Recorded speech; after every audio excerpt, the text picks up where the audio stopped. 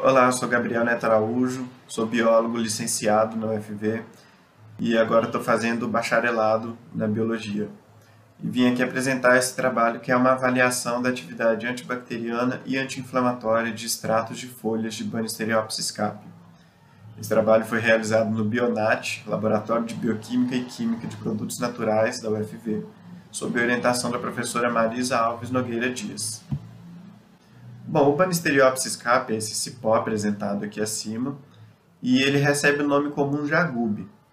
Tá? Ele é tradicionalmente utilizado no feitio da ayahuasca, que é uma bebida indígena, psicotrópica, que também recebe o nome de daime dentro da religião do Santo Daime.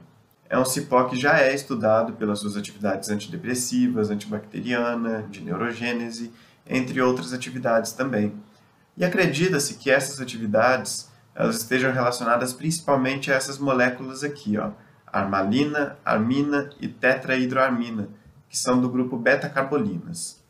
E aparentemente estão mais presentes na casca do cipó.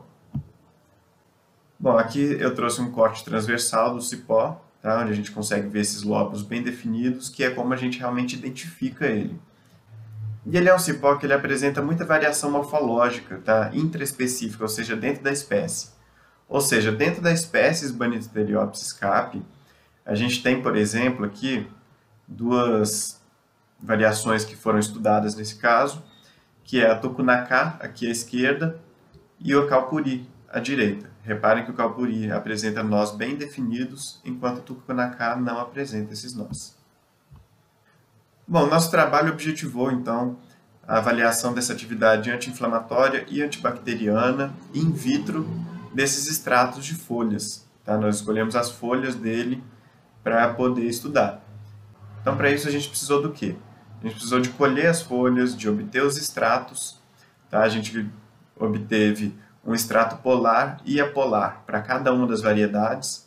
Então, no total, foram 4 extratos. Tá? Um polar e apolar do tucunacá, um polar e apolar do calpuri. Bom, avaliamos então o efeito desses extratos em culturas de bactérias e então a atividade anti-inflamatória. Bom, começamos colhendo, tá? Nós colhemos as folhas todas no Isa viçosa, nessas coordenadas aqui. Secamos as folhas, trituramos em liquidificador industrial e passamos então por percolação. Para quem não conhece o percolador, ele é esse aparelho aqui, que parece um cilindro, tá?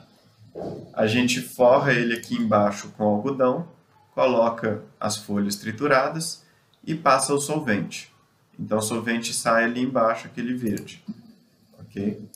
Então nós recuperamos esse solvente usando o rotaevaporador, que funciona da seguinte forma.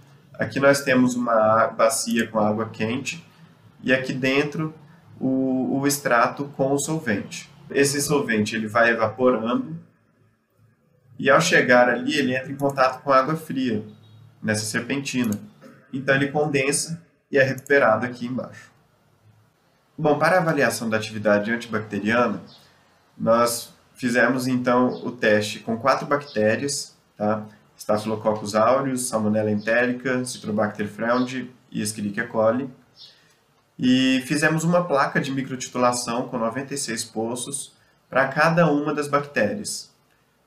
E nós fizemos então a aplicação do extrato em triplicata, tá? Essas 3 primeiras colunas foram usados o calpuri polar, as 3 seguintes calpuri apolar, as 3 seguintes tucunacá polar e as 3 seguintes tucunacá apolar. Aqui na linha H fizemos o controle positivo com o antibiótico cefalperazone sódico e aqui o controle negativo nas 4 seguintes, usando o DMSO 10%, e nas 4 poços seguintes, então fizemos o controle do meio de cultura, usando apenas o meio de cultura. Fizemos então uma diluição seriada dos extratos, que inicialmente foram aplicados a uma concentração de 10 microlitros por ml, e nessa diluição seriada, ela teve fator 2, ou seja, a concentração foi só diminuindo pela metade, de uma linha para a seguinte. De tal forma que na primeira linha nós tínhamos 10 microlitros por ml de extrato, na linha B 5 microlitros por ml, na letra C 2,5 e assim por diante, até a fileira G.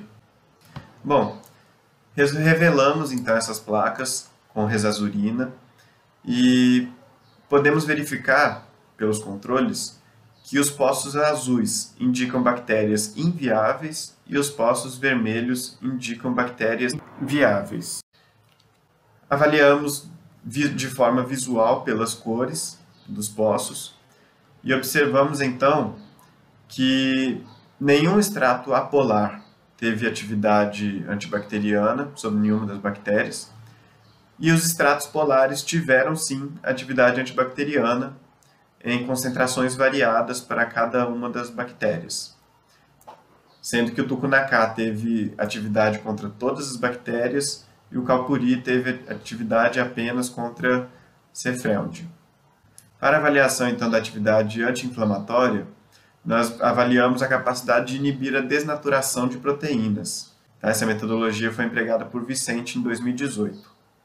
Nós preparamos então uma solução estoque contendo 10% de DMSO, solvendo cada um dos extratos em diferentes concentrações. Tá? E acrescentamos albumina 1%, para ver se ela seria ali solidificada ou não. Submetemos então as soluções à temperatura controlada, tá? 20 minutos a 20 graus Celsius e os 10 minutos seguintes a 72 graus Celsius. Usamos como controle negativo a solução salina, 0,89%, e como controle positivo o diclofenaco, que é um anti-inflamatório já conhecido. Utilizamos então o espectrofotômetro para fazer a leitura da absorvância a 660 nanômetros. Bom, não encontramos nenhuma atividade anti-inflamatória para nenhum dos extratos, o que pode ser avaliado aqui no gráfico a seguir, onde nós temos em laranja o controle positivo e em verde aqui, e outras cores também, os resultados dos extratos, que apresentaram 0% de taxa de inibição da desnaturação de proteínas.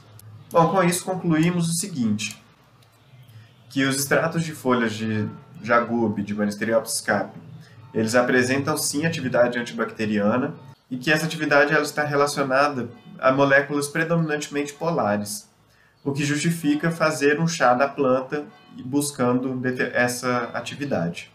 Concluímos também que as diferenças morfológicas elas podem interferir nos metabólitos secundários e, portanto, recomendamos a diferenciação e o estudo dessas diversas variedades. Recomendamos também os estudos em vivo para ver se esses resultados são espelhados, são refletidos também no organismo vivo. E recomendamos também que os estudos sobre essa planta eles sejam sempre unidos à conservação, né, da espécie, dos biomas, das culturas que fazem uso daquela planta e também de suas relações ecológicas.